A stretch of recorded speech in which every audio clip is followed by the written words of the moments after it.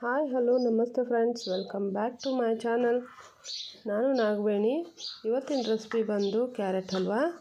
Carrot ಹಲ್ವಾಗೆ ಏನೇನು ingredient ಬೇಕು ಹಾಗೆ ಯಾವ ರೀತಿ ಮಾಡೋದು ಅನ್ನೋದನ್ನು ನೋಡೋಣ ಬನ್ನಿ.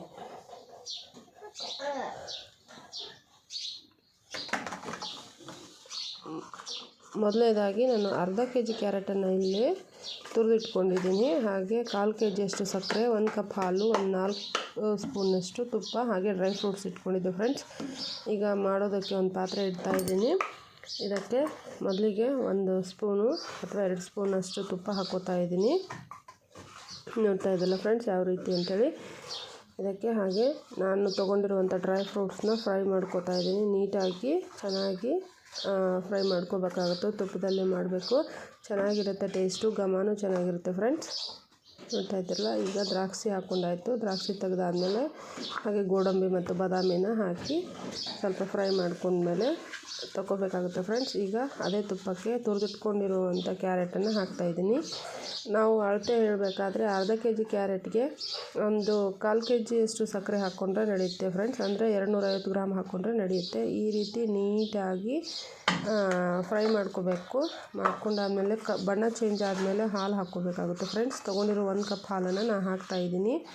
ಈ ಒಂದು ವಿಡಿಯೋ ಇಷ್ಟ ಆದಲ್ಲಿ ಲೈಕ್ ಮಾಡಿ, ಶೇರ್ ಮಾಡಿ, ಸಬ್ಸ್ಕ್ರೈಬ್ ಮಾಡಿ. ಪ್ಲೀಸ್ ಸಬ್ಸ್ಕ್ರೈಬ್ ಮಾಡಿ ಫ್ರೆಂಡ್ಸ್. ನೋಡ್ತಾ ಇದ್ರಲ್ಲ, ಅದು ಎಲ್ಲ ಹಾಲು ಅಂದರೆ ಮಿಕ್ಸ್ ಆದಮೇಲೆ ನಾನು ತೊಗೊಂಡಿರುವಂಥ 1/4 ಕೆ.ಜಿ ಸಕ್ಕರೆನ ಹಾಕೋತಾ ಇದ್ದೀನಿ. ಸಕ್ಕರೆ ಇಷ್ಟಪಡೋರು ಸ್ವಲ್ಪ ಜಾಸ್ತಿ ಹಾಕ್ಕೊಂಡ್ರು ಪರವಾಗಿಲ್ಲ. ನಾನು 1 ಕಪ್ಪು ಮತ್ತು 1/4 ಕಪ್ನಷ್ಟು ಹಾಕ್ಕೊಂಡು ಈಗ ಮಿಕ್ಸ್ ಮಾಡ್ತಾಯಿದ್ದೀನಿ ಫ್ರೆಂಡ್ಸ್. ಇದನ್ನು ಮನೆಯಲ್ಲಿ ಚಿಕ್ಕವರಿಂದ ಹಿಡಿದು ದೊಡ್ಡವರು ತುಂಬಾ ಇಷ್ಟಪಡ್ತಾರೆ. ಆರಾಮಾಗಿ 4-5 ದಿವಸ ಇಟ್ಕೊಂಡು ತಿಂದರೂ ಯಾವುದೇ ರೀತಿ ಹಾಳಾಗಲ್ಲ ಫ್ರೆಂಡ್ಸ್. ತುಂಬಾ ಚೆನ್ನಾಗಿರುತ್ತೆ. ಈಗ ಉಳಿದಿರುವಂಥ ತುಪ್ಪನೂ ನಾನು ಹಾಕ್ತಾಯಿದ್ದೀನಿ. ನೋಡ್ತಾ ಇದ್ರಲ್ಲ, ಸಕ್ಕರೆ ಕರಗಿದಾದ್ಮೇಲೆ ಇಷ್ಟು ಬಾಯ್ಲ್ ಆಗುತ್ತೆ ಫ್ರೆಂಡ್ಸ್.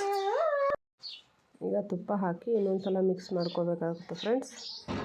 ನೋಡ್ತಾ ಇದ್ರಲ್ಲ, ಎಲ್ಲ ತುಪ್ಪ ಹಾಲು ಹಾಗೆ ಮಿಕ್ಸ್ ಆದಮೇಲೆ ಈ ರೀತಿ ಬಣ್ಣಕ್ಕೆ ಬರುತ್ತೆ. ಈಗ ನಮಗೆ ಕ್ಯಾರೆಟ್ ಹಲ್ವಾ ರೆಡಿಯಾಗಿದೆ.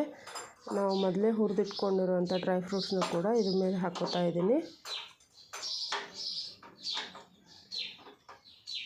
ನೋಡ್ತಾ ಇದ್ರಲ್ಲ ಫ್ರೆಂಡ್ಸ್, ಈಗ ಹಾಲು ಕೂಡ ಎಲ್ಲ ಚೆನ್ನಾಗಿ ಹಾಲಲ್ಲಿ ಕ್ಯಾರೆಟು ಕೂಡ ಬೆಂದಿದೆ, ಹಾಗೆ ಸಕ್ಕರೆ ಕೂಡ ಕರಗಿದೆ.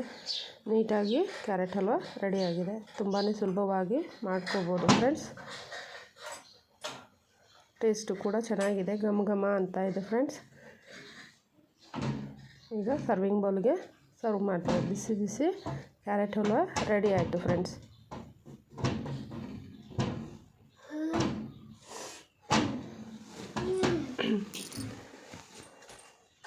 ಈ ಒಂದು ವಿಡಿಯೋ ಇಷ್ಟ ಆದಲ್ಲಿ ಮರೀದೆ ಸಬ್ಸ್ಕ್ರೈಬ್ ಮಾಡಿ ಫ್ರೆಂಡ್ಸ್.